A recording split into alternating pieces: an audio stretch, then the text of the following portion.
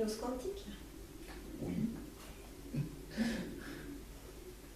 Alors cette notion d'hypnose quantique, le quantique est un mot qu'on commence à trouver dans différents domaines. Et là, vous associez l'hypnose au quantique. Qu'est-ce que le quantique peut apporter à l'hypnose?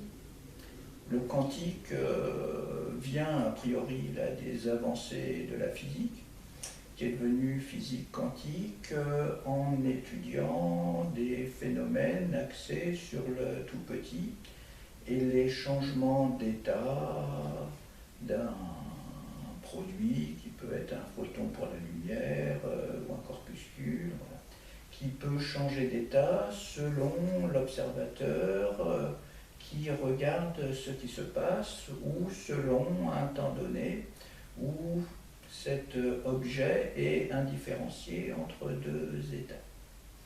C'est déjà plus ou moins le cas en hypnose où on cherche à passer d'un état à un autre état pour se sentir mieux a priori, quitter un état bloqué d'un autre état qui est plus fluide. Ce qui se passe dans la physique quantique, c'est le moment un peu indifférencié, la recherche de ce moment, où un objet, pour parler simplement, peut être soit solide, soit fluide, soit comme quelque chose qui ricocherait comme une balle sur un mur, ou fluide comme une onde qui peut passer, ou une fréquence sonore qui peut passer entre les murs.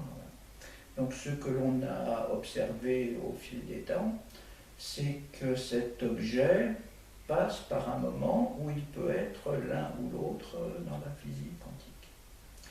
Dans l'hypnose classique, donc on change d'état, simplement en se retrouvant dans un moment où les choses allaient bien, mais il ne s'agit que d'un rapport de soi à soi. C'est ce qui s'est passé quand il y a eu déjà des avancées en médecine qui sont passées d'une médecine physique à ce qu'on peut appeler une notion de médecine psychosomatique, qui était de relier ce qui pouvait se passer dans l'esprit des gens, dans leur sensibilité, de les relier à leur état corporel. Donc selon l'état dans lequel étaient les gens, ils pouvaient ou non être malades, ou cet état pouvait induire des maladies directement. C'était une première avancée, donc on a appelé longtemps la médecine psychosomatique. Avec cette approche plus quantique, on dépasse simplement la notion de corps et d'esprit. La personne est, si on peut dire, interreliée à tout ce qui se passe dans l'humanité, à son histoire passée, à ce que savent, par exemple, d'autres personnes qui peuvent interférer sur eux-mêmes, même s'ils n'ont pas cette connaissance directe. Donc il y a un lien à la fois à l'histoire en général, au cosmos, à la nature, qui peut amener, dans certains cas, on peut dire des dérives de ceux qui se penchent sur la physique quantique. On peut trouver plein de gens complètement illuminés, là, qui veulent parler avec des extraterrestres, je ne sais pas quoi.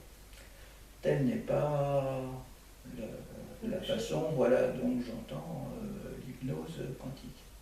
C'est simplement, si on peut dire, une façon de se relier aux autres et de faire circuler une information d'une façon qui dépasse même le rapport d'un corps à un autre corps.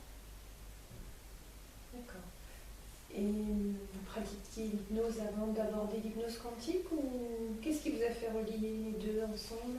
Qu'est-ce qui vous a fait amener l'hypnose vers le quantique, ou le quantique c'est venu s'intégrer dans la notion d'hypnose pour vous, parce que vous êtes hypnothérapeute? Oui, mais franchement, je ne le sais même plus. D'accord. Donc au cours d'une formation que j'avais faite avec Claude Viraud, qui dirige maintenant, qui est président de l'association internationale, il y avait une journée sur l'hypnose quantique qui m'avait particulièrement frappé. Ça remettait en cause toutes les perceptions que l'on peut avoir. Donc, après le cursus d'hypnose, c'est terminé. Et dans différentes lectures, dans une recherche, notamment en lisant Sheldrake et d'autres, dont on parlera ou pas, il y a une continuité qui se forme. Quand on est dans une recherche, on commence à lire, ça enchaîne d'autres lectures, d'autres connaissances, et on va de l'avant. Voilà. Donc à un moment donné, je ne sais même pas comment on peut y échapper, on arrive à étudier la physique quantique et d'autres phénomènes. Là, on ne peut pas tout aborder tout de suite, mais après, on est amené à s'interroger entre les rapports entre le vivant et le mort, et les morts, le rapport entre le corps et ce qui pourrait échapper au corps, qui est quand même une forme de vision, de connaissance et de vie hors du corps. Donc dit comme ça paraît d'une étrangeté surprenante. Hein. Mais quand on... En effet. Mais quand on commence à lire des témoignages des gens, a priori hypersensés au départ, hein, qui ne sont pas des gens iconoclastes, hein, qui ont interrogé des gens qui sont morts et qui sont revenus dans ce qu'on appelle mort imminente ou MDE, beaucoup de témoignages corroborent aussi avec des textes tels qu'on peut les lire dans le bouddhisme, voilà, et sur des ressentis, sur des témoignages de ce qu'ils ont vu en sortant de leur corps et en y revenant.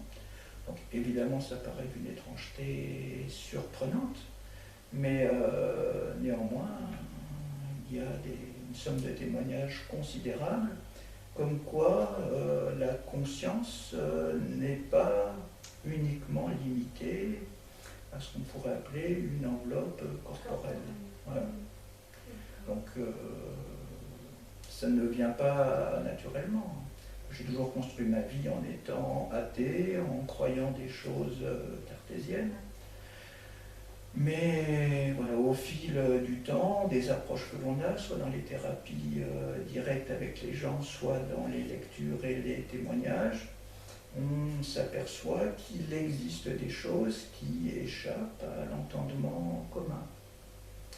Ainsi en physique, hein, pour en revenir à la physique, hein, on observe que des objets qui ont été interreliés à des moments, une fois séparés, peuvent néanmoins communiquer l'un avec l'autre.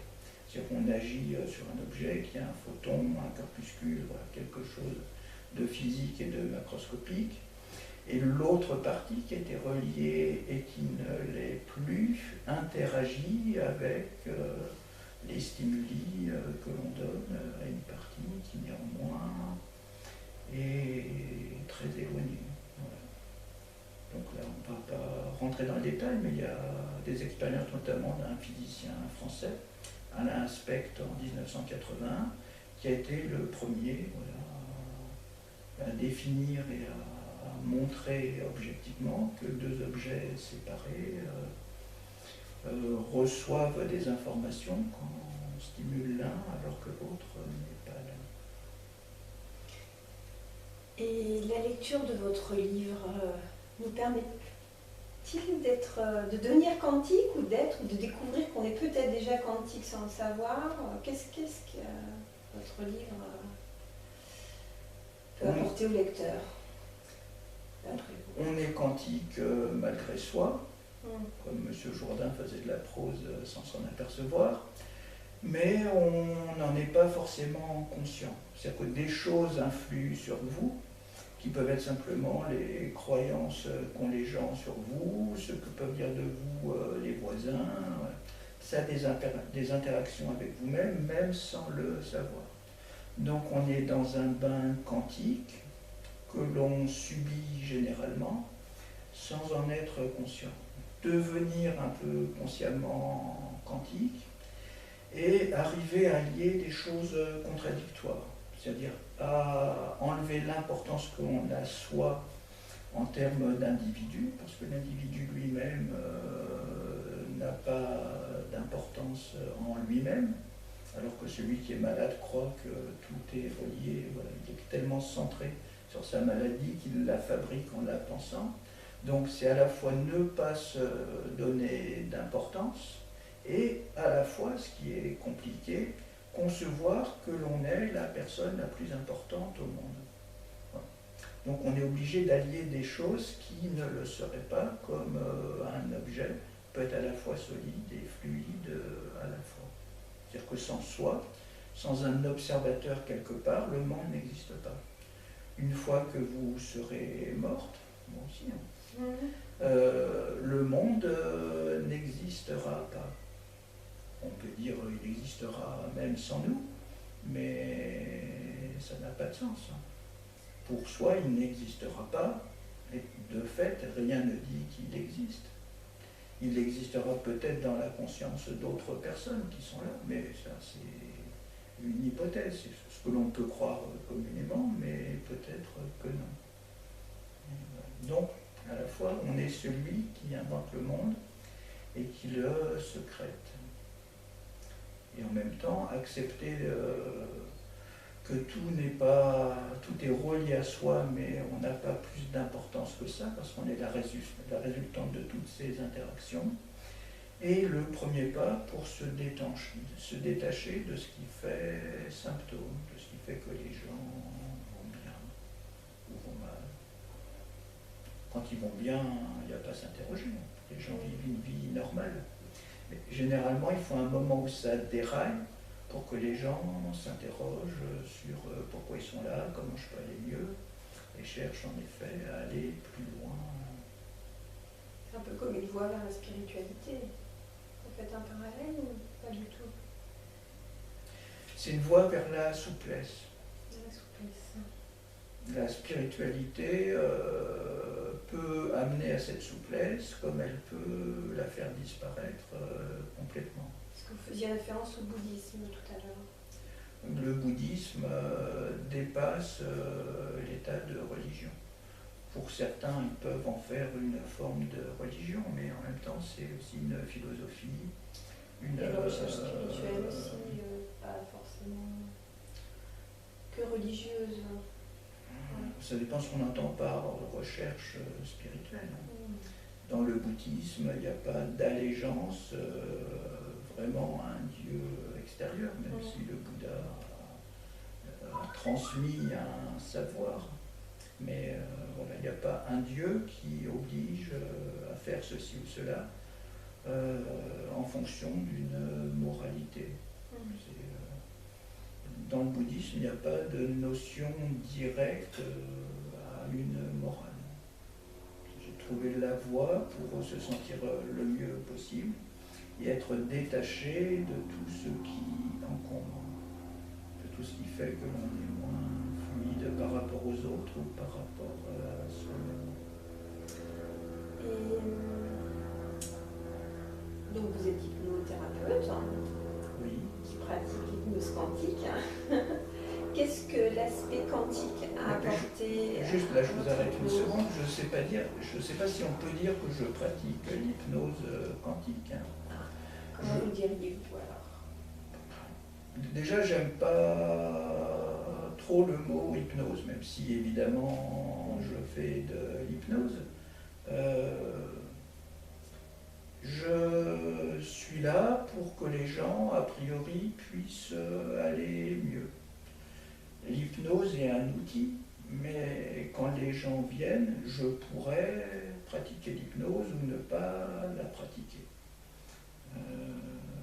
De même que quantique, on peut amener les gens à sortir d'eux, ce qui est le but du fait qu'ils soient là, sortir de leur état pour atteindre un autre état. Mais si les gens viennent en disant je fais l'hypnose quantique, ils s'arrêtent déjà sur un mot, sur une pratique potentielle qu'ils imaginent, ce qui nuit au résultat. Le sens de la question est aussi pour tous les hypnothérapeutes qui veulent s'ouvrir à l'hypnose quantique, qu'est-ce que votre livre peut leur apporter? Ça peut les amener à sortir de certitudes bloquées, même si c'est pour arriver à d'autres certitudes qui les bloqueront un jour. Mais c'est une évolution dans le rapport à leurs patients. Mais c'est un livre qui s'adresse finalement à tout à chacun. Tout lecteur peut se laisser porter par ce discours hypnotique qui est dans votre livre. Il et amener s'adresse vers un changement effectivement d'état juste par cette lecture. Il s'adresse à la fois aux patients et aux thérapeutes. Le thérapeute pouvant être un patient potentiel. Il s'adresse à tous ceux qui veulent aller plus loin dans la croyance ou la représentation qu'ils ont d'eux-mêmes. C'est-à-dire que le point de départ, c'est que celui qui lit peut être celui-là ou un autre. Il ne va pas de soi a priori. La personne prend un livre, elle dit « je suis celui qui lit ». Or, non. Elle est en partie la personne qui lit le livre, mais elle participe aussi à tous ceux qui lisent ou ont lu ce livre en même temps, à tous ceux qui sont à l'origine de ce livre. Je cite énormément de savants passés, de physiciens, d'écrivains. Tous ceux qui sont cités participent aussi à la vie et à la psyché, si on peut dire, du lecteur, même si apparemment il ne l'a pas lu. En même temps qu'il lit des citations d'autres personnes, il est en train de les créer. Même si c'est communément admis que Galilée a existé, Freud a existé, Lacan, hein. Peut-être que non, et peut-être que s'il ne lisait pas ces citations de ces auteurs qui peuvent apparaître ou pas, ces personnes n'existeraient pas non plus. On est dans un phénomène d'incertitude par rapport même à ce qui pourrait être des lieux communs. Chaque personne renvoie à l'autre une forme de réalité. Et s'il n'y avait pas ce retour de l'autre sur lui, rien ne dit qu'il existerait. Et peut-être qu'il n'existe pas. Ou qu'il n'existe qu'en lisant ce livre, ou qu'il peut se dissoudre en le lisant en même temps. C'est une façon de devenir plus plastique, si on peut dire. Plastique, je ne sais pas si c'est le bon mot. Avoir une plasticité plus grande par rapport à son état et à sa croyance. Le point de départ, et j'espère d'arriver, étant que les gens puissent sortir de cet état où ils sont venus. Pour le patient, c'est généralement un malaise. Ils arrivent en croyant qu'ils vont mal. Si on arrive déjà pour commencer à les faire douter, c'est-à-dire qu'ils peuvent aller mal à un moment et ne pas aller mal à côté, ils peuvent aussi peut-être ne pas aller mal du tout, mais ne pas le savoir. S'ils commencent à émettre un petit doute sur l'état sur lequel ils arrivent, on est déjà dans la bonne position pour continuer cette évolution. Donc en ça, c'est en effet une approche qu'on pourrait qualifier de quantique. Votre livre s'inscrit dans le courant de tous les livres qui nous permettent un changement finalement nous-mêmes, rien que par la lecture d'un livre, ou par la lecture juste même peut-être d'une phrase ou d'un chapitre, comme Deepak Chopra ou Eckhart Tolle. Vous vous inscrivez, vous reconnaissez dans ces courants Les deux sont différents. Thierry Janssen. Complètement. Deepak Chopra, je ne peux que le conseiller à tout le monde. C'est vraiment... lui, il ne parle pas d'hypnose, mais c'est l'approche quantique par excellence. Tolle, c'est un peu plus réduit. Il s'agit de vivre dans l'instant présent, ce qui est d'une exactitude totale. Je fais juste un écart. Si on se sent bien dans le présent, ça va induire le fait qu'on se sent des perspectives Dans le présent, généralement, quand on a créé un instant qui va bien, on va bien. Quand la personne ne va pas bien, alors qu'elle est déjà dans cet état, c'est parce qu'elle a des résurgences de moments passés où ça n'allait pas, qu'elle a peur que ça revienne. Voilà. Donc c'est soit des choses du passé qui reviennent, soit une anticipation des choses négatives qui pourraient survenir. Et là, elle se met dans un avenir, dans ce qu'on peut appeler un état d'hypnose négative. Tant qu'on reste dans ce présent qui, a priori, va bien, on est bien et ça génère qu'on soit bien l'instant d'après. Donc une grande partie du travail de Tollé est de revenir dans cet état présent où les choses vont bien. Donc on peut le conseiller aussi. Mais voilà, l'approche est un peu plus réduite que dans Deepak Chopra, où il y a plus là une notion d'interrelier à l'histoire de l'humanité et à tous les autres. Voilà. Ce qui amène des phénomènes de synchronicité, rien n'arrive par hasard. Après, on peut aller beaucoup plus loin, même en physique, on s'aperçoit que le temps n'existe peut-être pas, qu'il n'y a ni présent, ni passé, ni futur, ce qui est un peu inclus dans Tollé aussi. Qu'est-ce que l'écriture de ce livre, puisque vous en avez écrit d'autres, a changé pour vous? Qu'est-ce que ça a changé? Ça m'amène à aller toujours de l'avant. Si on parlait, enfin je parlais là de synchronicité, c'est-à-dire quand on est focalisé sur un point, tout devient relié à ce point. C'est-à-dire que dans ce qu'on lit, on trouve ce qui amène à se dépasser et un objet de sa recherche. Si vous allez changer de lunettes à un moment, quand vous vous promenez dans la rue, vous êtes focalisé sur les lunettes de tout le monde pour savoir ce qu'elles ont ou pas. Idem si vous cherchez d'autres chaussures ou je ne sais pas quoi. Voilà. On a une focalisation précise. Quand on est dans une recherche, tout devient l'objet de cette recherche. On lit, on prend n'importe quel livre, hein, on l'ouvre, et c'est comme si on rentrait dans un puits qui vous amène à d'autres chemins. C'est un espèce de savoir sans fin. Plus on avance et plus il y a de choses à connaître, mais d'une façon infinie et passionnante. Donc il y en aura d'autres. Il y en aura d'autres ou il n'y en aura pas d'autres, mais le chemin est passionnant. Là où j'en suis actuellement est de s'interroger sur la mémoire. On voit ça aussi dans ce livre. C'est-à-dire que la mémoire est partout. Au début, on pensait que c'était dans le cerveau, mais bon, la mémoire est dans chaque cellule, elle est dans les plantes. On ne peut pas. Une partie qui est expliquée dans le livre. Elle se trouve à chaque endroit de ce qui est vivant et de ce qui ne l'est pas, puisqu'on s'aperçoit que ce qui est vivant ou mort a des interactions aussi.